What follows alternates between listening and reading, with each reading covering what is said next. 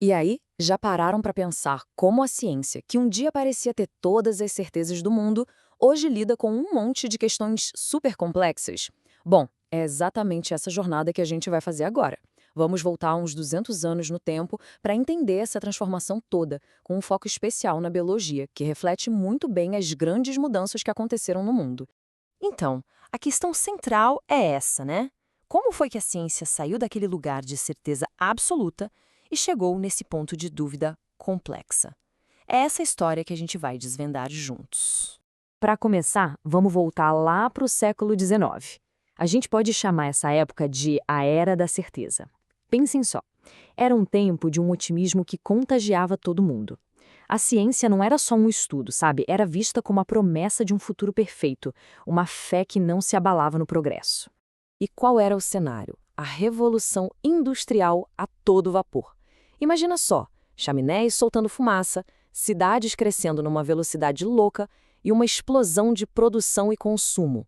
Nesse mundo que estava mudando completamente, a ciência e a tecnologia eram tipo as ferramentas mágicas que iriam dominar a natureza e botar ordem na sociedade. E a filosofia que dava o tom para todo esse otimismo era o positivismo. A ideia principal, vinda do Auguste Comte, era bem direta.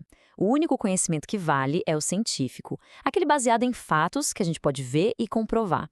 Existia uma confiança, quase uma fé mesmo, de que a ciência ia resolver todos os problemas da humanidade. Todos eles. Mas a gente sabe, né? Nenhuma era de certezas dura para sempre. E essa não foi exceção. Uma revolução silenciosa, tanto na cultura quanto na filosofia, já estava se formando ali, prestes a balançar as estruturas e mudar para sempre o jeito que a gente enxerga o conhecimento e os valores. E olha só que virada, a gente sai da modernidade, que era toda baseada no absoluto, na razão, na ética, e entra na pós-modernidade. Aqui, o que vale é o relativo, o sentimento, o prazer do momento. Aquela busca por uma verdade única, objetiva, sabe? Ela dá espaço para um monte de experiências diferentes, subjetivas. E claro, essa mudança mexeu com a sociedade inteira. O geógrafo David Harvey explica isso muito bem. A gente largou aquele modelo de produção em massa para entrar no que ele chama de acumulação flexível. E o que é isso na prática? Significa que a imagem, a marca, aquele desejo de consumir tudo agora, isso virou o motor da economia. A antiga ética do trabalho duro foi trocada pela estética do consumo. Bom, pulando agora para o século XX, a coisa muda de figura. Aquele sonho de um paraíso científico começa a virar um pesadelo. E é aí que nasce uma crise de confiança muito profunda, uma crise que, de certa forma, a gente sente até hoje.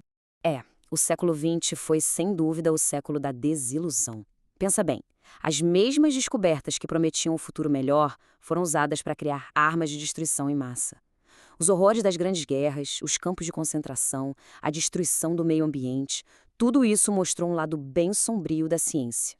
E a filosofia, que antes era super parceira, começou a ficar com o pé atrás a questionar quais são os limites éticos de tudo isso. Mas enquanto rolava toda essa crise de confiança, tinha uma área da ciência vivendo a sua própria revolução, quase que num mundo à parte. É hora da gente mergulhar na jornada incrível da biologia. Olha só de onde veio a biologia moderna.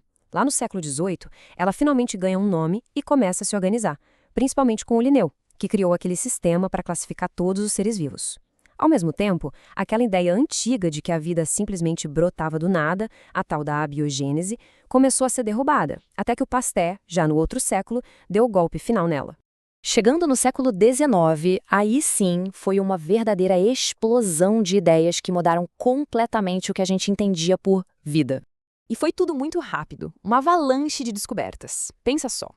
Lamarck e Darwin trouxeram evolução, Schwann mostrou que a célula é a unidade da vida, Pasteur nos apresentou o mundo dos micróbios e Mendel descobriu as leis da hereditariedade. Pela primeira vez, a biologia estava conseguindo entender a vida lá nos seus detalhes, no nível da célula, do funcionamento do corpo. Então, se o século XIX desenhou o mapa da vida, o século XX entregou a chave para a gente decifrar o código secreto. Foi um mergulho fundo, lá no nível molecular. E aí veio a revolução molecular. Watson e Crick desvendam a estrutura em dupla hélice do DNA. Foi como se o manual de instruções da vida, o segredo da hereditariedade, fosse aberto na nossa frente. Juntando essa descoberta com as ideias de Darwin, nasceu a teoria sintética da evolução, que é basicamente o casamento perfeito entre a genética e a seleção natural. E assim, a gente chega no nosso século, o XXI. Uma era em que a gente finalmente conseguiu fazer algo que parecia coisa de filme de ficção científica. Ler o manual de instruções da vida, do começo ao fim. O projeto Genoma Humano foi, sem dúvida, um marco gigantesco.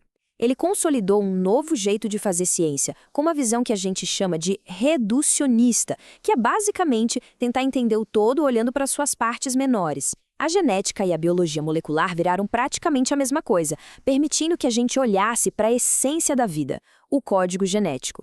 Beleza. Depois de passar pela certeza, pela crise e pela revolução molecular, onde é que a gente está agora? Qual é a cara da ciência hoje nesse nosso mundo tão complexo, tão pós-moderno? Pois é, a ciência de hoje não está mais trancada naquela torre de marfim. Ela parece muito mais com uma rede, sabe? É colaborativa, é flexível e está sempre conectando áreas diferentes do conhecimento. Hoje, a gente entende que o impacto na sociedade não é só um resultado final, mas faz parte do próprio processo científico. A busca por um diálogo mais aberto, com menos hierarquia, envolvendo todo mundo. E com isso, a nossa jornada chega ao fim.